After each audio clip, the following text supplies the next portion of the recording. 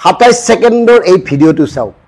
15 আগষ্টত আলফাই অসমৰ বিভিন্ন প্ৰান্তত বোমা সংস্থাপনক লৈ বিভিন্নজনে বিভিন্ন ধৰণে বিশেষজ্ঞ মন্তব্য দিয়াসকলে এই 27 ছেকেণ্ডৰ ভিডিঅ'টো চাওক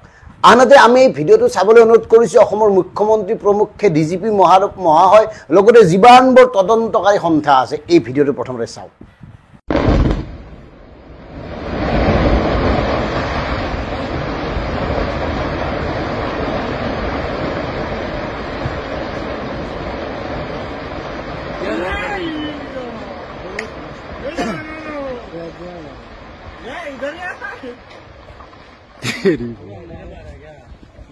अंधेरा कर देगा দেখিলে নহয় এয়া কোনো যুদ্ধৰ ছবি নহয় এই ভিডিঅ'টো হ'ল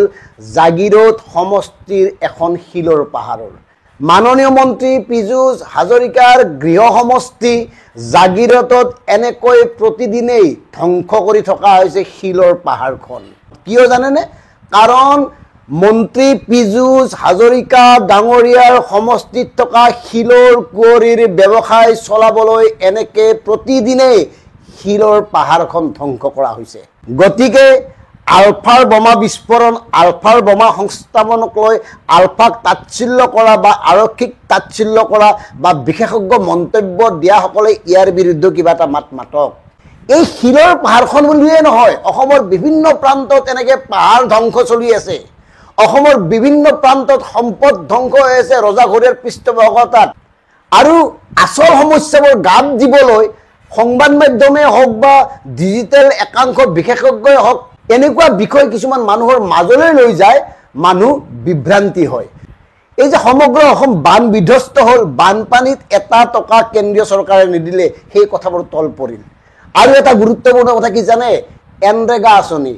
এই এনৰেগা আঁচনিত যে আমাৰ শ্ৰমিকসকলে নিবনুৱাসকলে যে আপোনাৰ 100 দিনৰ কাম পোৱা বাধ্যতামূলক আছিল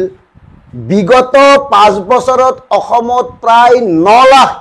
এনৰেগা আঁচনিৰ জব কাৰ্ড বাতিল কৰিছে আৰু এই যে জব কাৰ্ড বাতিল কৰিছে জব কাৰ্ড বাতিল কৰাৰ পিছত 9 লাখ এনেকুৱা লোকে আৰু মজুৰি নাপায় তেওঁলোকে কাম নাপায় আনহাতে এনৰেগা বা জব কাৰ্ডৰ মতে এজন শ্ৰমিকে বছৰত 100 দিনৰ কাম পাব লাগে কিন্তু আপোনালোকে আমাক জনাওক কিমানজন শ্ৰমিকে 100 দিনৰ কাম পায় কিমান হাজাৰ শ্ৰমিকে 100 দিনৰ কাম পাই আছে যিখন চৰকাৰে বিগত 5 বছৰত প্ৰায় 9 লাখ জব কাৰ্ড বাতিল কৰিলে সেইখন চৰকাৰক কোনে সুধে এই 9 লাখ যুৱক যুৱতীৰ কি হ'ব এই 9 লাখ শ্ৰমিকৰ কি হ'ব 9 লাখ নিবনুৱাৰ কি হ'ব বাকি ৰাজ্যৰ কথা নিবনুৱাৰ কথা দাৰিদ্ৰতাৰ কথা শিক্ষাৰ কথা স্বাস্থ্যৰ কথা কৈনো কি লাভ যিসকল মৰি আছে তেওঁলোক মৰিয়েই আছে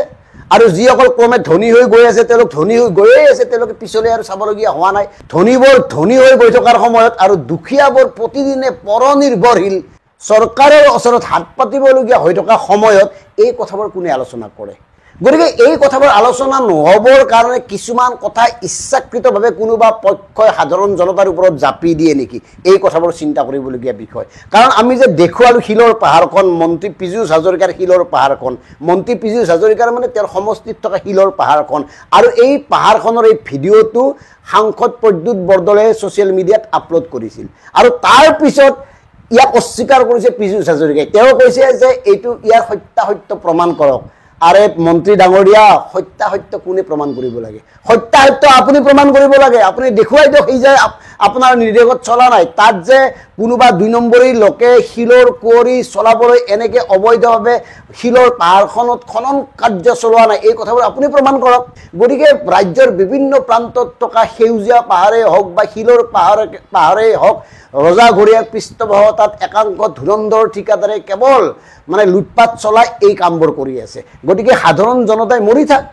বানপানী হ'ব বিভিন্ন সমস্যা হ'ব মানুহ চাইছে ডগ দিব আৰু মানুহ চাইছে দিয়া ডগবোৰ আমি পাগুলি থাকিম আমি তেওঁলোকক উলটাই নুসুধো যে এই কাৰবাৰটো কি হ'ল এইখন পাহাৰ কিয় কোনে কাটিলে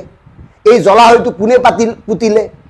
গতিকে জলাশয় আৰু পাহাৰ কাটি ৰজাঘৰীয়াৰ পৃষ্ঠপোষকতাত যি ধৰণে প্ৰাকৃতিক ধ্বংসলীলাত নামিছে অসমৰ একাংশ ঠিকাদাৰে তাৰ বিৰুদ্ধে কোনে মাতে কোনে দেখুৱাই দিয়ে